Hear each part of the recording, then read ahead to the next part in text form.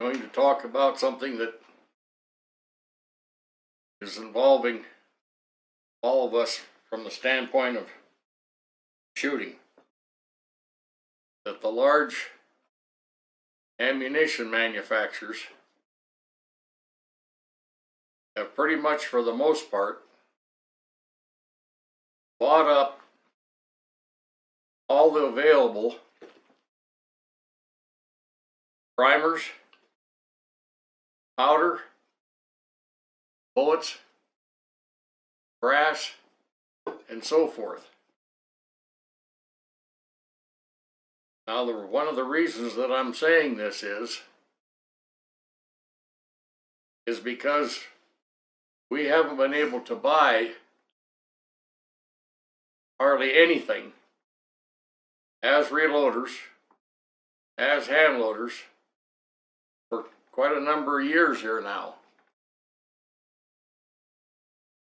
This is being all shipped to these large ammunition manufacturers, all these products, so that they can load ammunition. Now, it should be very obvious that the reloader and the hand loader has pretty much been cut out of this picture. Hornady is manufacturing, and has been for the goodly part of a year, their own primers, because they can't buy primers. There's such a glut on this situation. Powders, the powders that are the proper powders to load a lot of our today's cartridges. These powders are going to all these manufacturers to load this ammunition. Now, I've repeatedly said many times that this factory ammunition is loaded in such a way to a pressure level that's not high enough in a lot of instances to be able to produce the performance from an accuracy and a uniformity standpoint. So what we have here is generic ammunition with a standard of not accuracy, but a standard of a pressure limit. Now, my entire lifetime of well over 63, 64 years of reloading and hand loading have repeatedly, every time that I load anything, we have to work a load up to a point where the pressure is at a point where we get uniformity. You don't get uniformity without having a balance that goes hand in hand with uniform velocity levels. Uniform velocity levels produce more uniform pressure levels in the particular cartridge that we're loading.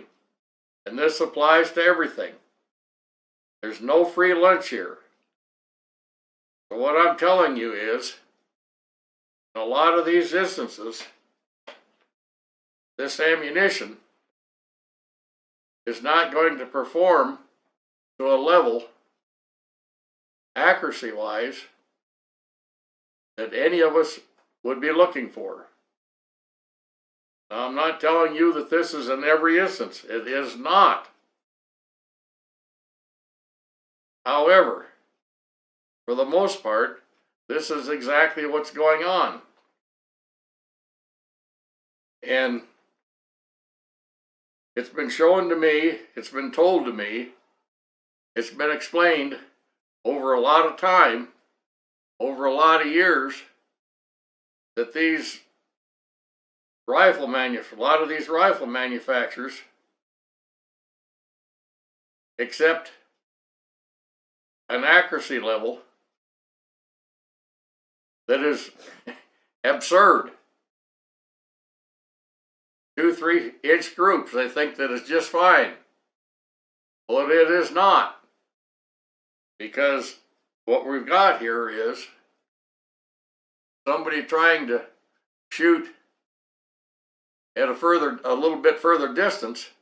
The further you go out, the more that things are magnified, and if we don't have uniform velocities at the muzzle, we don't have uniform velocities downrange. It gets worse.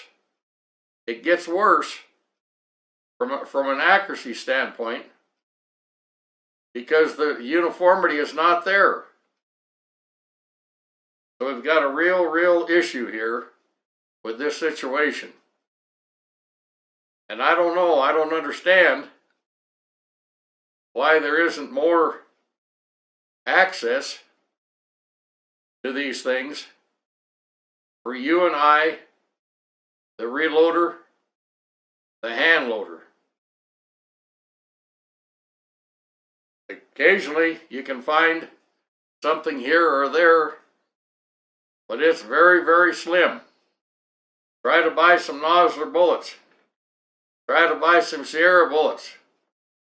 Try to buy some Spear bullets, and so forth. Hornady's done quite a job of seeing that we've got available components to use, but not everybody wants to use what is available in the Hornady line. We've had a tremendous selection for a lot of years, but the selection is dried up. We hear people that are in the business selling these products and one thing or another, that they haven't had orders come in that they've placed for a year, year and a half, or 2 years. They haven't had anything come in to their businesses. Now, it's pretty tough to stay in business when you don't have product to sell. This is a real problem. I myself have seen a lot of this coming, and I have numerous things, component-wise, to take care, for the most part, but not entirely, everything that I do in working up a load for a particular rifle. Now, this means that I may not have what is probably the very best different powder selections or primer selections or case selections or whatever, but I've got some to be able to satisfy the need to work up loads for the rifles that I'm building. We thought maybe something would improve over some time. No, it hasn't improved whatsoever. It's gotten many times from when this first fell into place, many times worse. And one of the biggest problems that happened here is that somewhere around 10 years ago, all these components, all these things were basically, you could order them online, over the internet. This fouled the waters up very badly. When you could pick up the telephone and call a particular wholesaler, particular distributor, and get these components, that was one thing. But for some time we've had people just sitting on the computer, looking, searching, and the moment something shows up available, it's snapped up as soon as it possibly can be. Well, this has been compounded many times over by this production of these various component products to load ammunition, and it's going to the ammunition manufacturer. I have had over time tractor ammunition brought to me for a particular purpose, because that's all that they wanted to use. And it's very rare. 90-some-odd% of the time, the ammunition isn't up to any sort of accuracy level. There's a very small percentage that from time to time that it's acceptable. It's quite good. Maybe they're around an inch or just a bit better than an inch, accuracy-wise, from a hunting standpoint. But this has been magnified many times over. A lot of this stuff has been dictated by ballistics coefficient. The ballistics coefficient does not come into play from a realistic standpoint until you get it right out there at about 500 yards. Doesn't make any difference. And I've tried all these various different things and checked these situations and find that in most instances there's only a difference from the actual impact on the paper at 500 yards of maybe an inch or maybe a couple inches. That's how close that it is. And we shouldn't be shooting hardly any past that distance at any of our game animals, because there's too damn many variables that play into this situation. And in almost all these situations, these cartridges are inept, underpowered, not high enough velocity, the energy is not there, and the bullet construction is not there. I have people repeatedly ask me where to find something, where to find this, where to find that. I don't have a suggestion any better than anybody else. I have to look for things from time to time. I don't have any better luck than the next guy finding any of this stuff.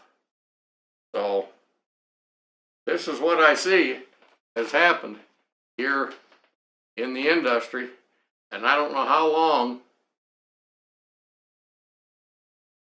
the situation can continually go along here and us have availability to components that are what we need to be using in our particular situation for our loading.